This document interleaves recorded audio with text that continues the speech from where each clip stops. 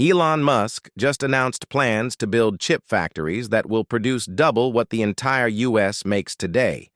There is a chip shortage, and Elon Musk isn't waiting for suppliers to fix it. The SpaceX and Tesla CEO announced plans Sunday to build Terafab, two advanced chip factories in Austin, Texas.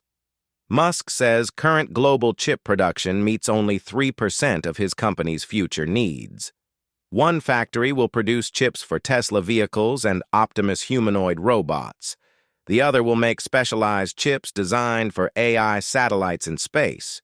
Together, the facilities will eventually produce 1 terawatt of computing capacity per year, double what the entire United States currently generates.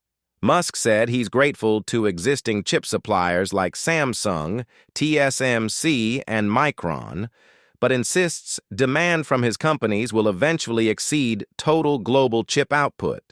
"We either build the Terafab or we don't have the chips," he said during a Saturday presentation in Austin. He didn't provide a timeline,